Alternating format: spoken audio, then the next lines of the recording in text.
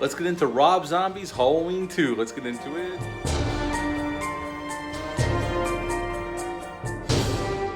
Hey, welcome back to my channel. Hope everyone's doing well out there. I am back from vacation and we were going to talk about Rob Zombie's Halloween 2.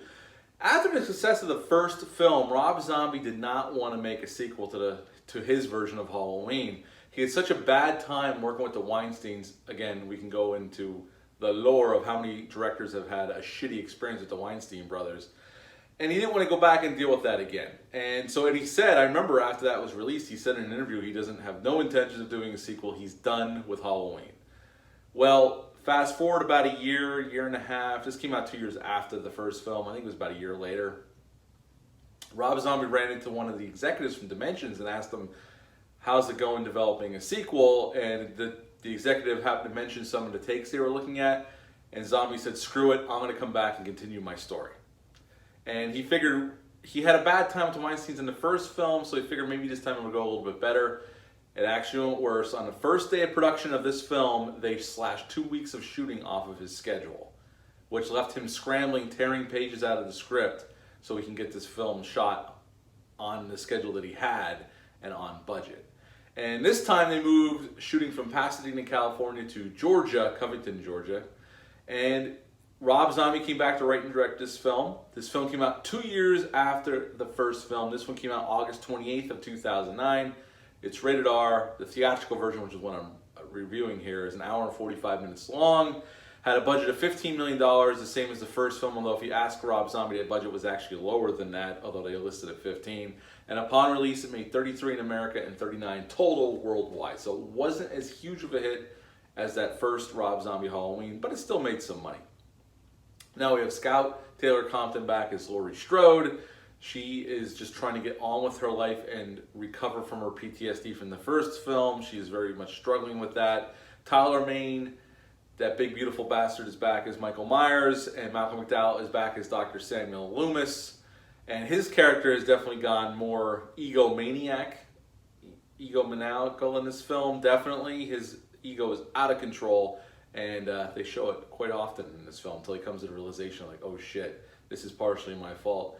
Brad Dourif is back as Sheriff Brackett, and he's fantastic in this film, just like he was fantastic in the first film. And Danielle Harris is back as Annie Brackett. Plus, we have a laundry list of people making cameos, like Weird Al Yankovic. We got Carolina Williams from Texas Chainsaw 2. Octavia Spencer plays a nurse in this film. Margot Kidder plays a psychiatrist in this film. And Mark Boone Jr. shows up. Daniel Roebuck shows up. There's a long list of, like every Rob Zombie film, of character actors that show up to make a cameo. And basically, right in the middle of the film, we see a picture of this white horse and Sheri Moon Zombie dressed all in white as Deborah Myers. And the white horse plays a little bit into it. To me, it's psychological gobbledygook. It doesn't really mean anything. And Rob Zombie said it really doesn't mean much, but it's in the film, so it has to mean something, right?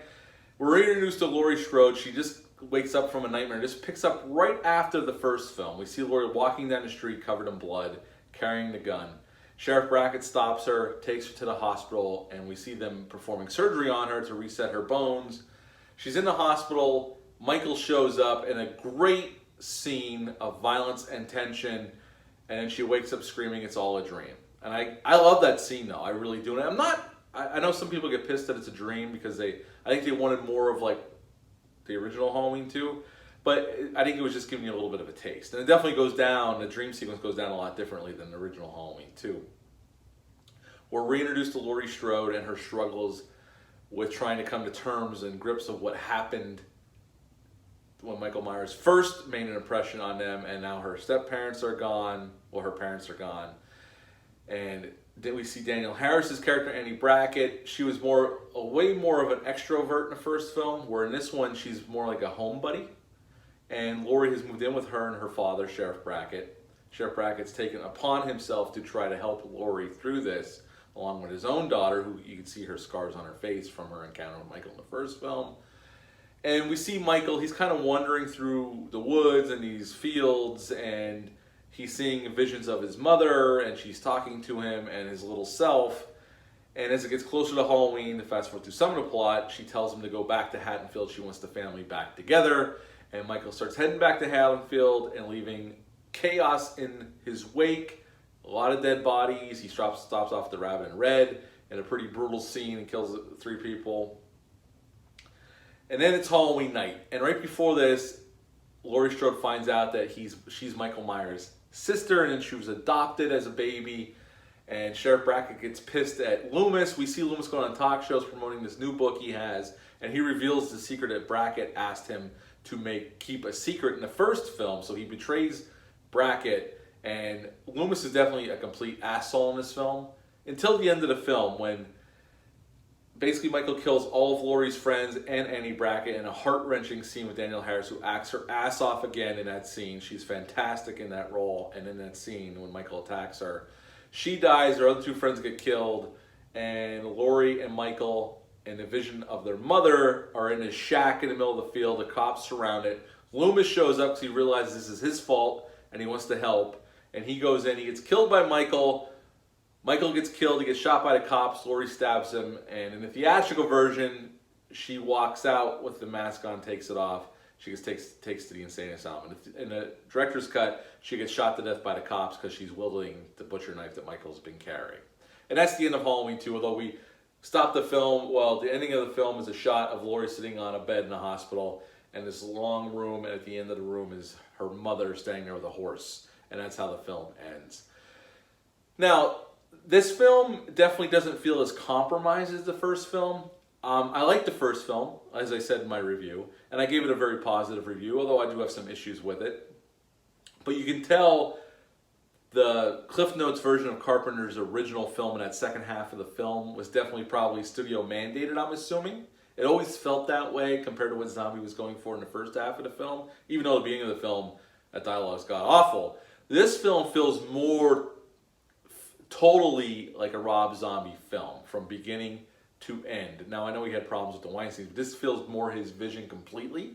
I don't know if it was, but I get that sense to it because if you've seen his films previous to these Halloween films, this seems more in line with Devil's Rejects and House of a Thousand Corpses. I think Zombie does a nice job of showing the PTSD in these girls, Annie and Laurie especially. I mean, this is basically a Laurie focus, but Annie plays a pivotal role as well as the film goes on. And he does a nice job of showing that her struggle to come back and feel normal again. But when she finds out the little secret that Loomis lets go in his book, that totally breaks her. And she goes out partying and gets completely shit-faced. And that's when Michael shows up at the Brackett household and kills Annie and her other 2 friends, and we have her final confrontation.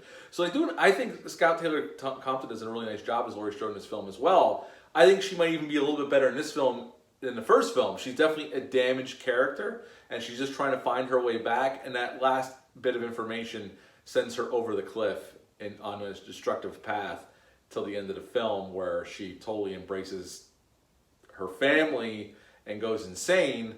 But I like Brad Dourif is great as Sheriff Brackett. When he finds his daughter's dead body, he definitely is acting his ass off. And Brad Dourif's always awesome no matter what film he's in, no matter how bad the film is around him. Brad Dourif is always phenomenal, and so is Danielle Harris. I mean, there's some really good acting in this film. I like Tyler Mane once again as Michael Myers. Again, he's our biggest and most intimidating Michael Myers because of his size. And we do get to see him when he's walking around without his mask on. As a matter of fact, it pulls it even in a little bit further when he gets attacked by these rednecks in this field, where when he goes to kill him, he puts the mask on. But when he's not killing, he's just walking around, he doesn't have it on. His mask gets damaged. We can see half of his face in this film. I know some people have a problem with that, but I don't in context of what this film is. I like this film. I actually like this better than the first film. I think it's more Rob Zombie. I can see that it's more his vision in this film. It doesn't feel as compromised as the first film probably was. There's still rock music from here and there like the first film, although not as heavily used. I like the score. They don't use Carpenter's score until the end of the film, the end credits. So it's definitely like more of an original score. I like the way it's shot. They shot this in 16mm for this film, which Zombie's more comfortable with. I enjoyed this film. I think there's some really good kills. It's definitely just as violent as the first film. I think there's some really good acting. Is this my favorite Halloween sequel? No, but I enjoy this film a lot. I enjoyed it even more than the first film. I would give it an 8 out of 10. I enjoy this more than Rob Zombie's Halloween 1.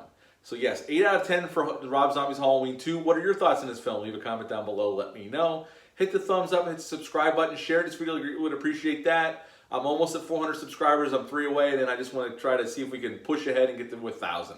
That would be awesome. I'll be back later in the week with some more horror reviews. I don't know what that's going to be yet. I'm still putting a list together, but it's going to be horror from here on out through Halloween unless a new movie comes out that I'm really interested in and want to review. So until then, bye.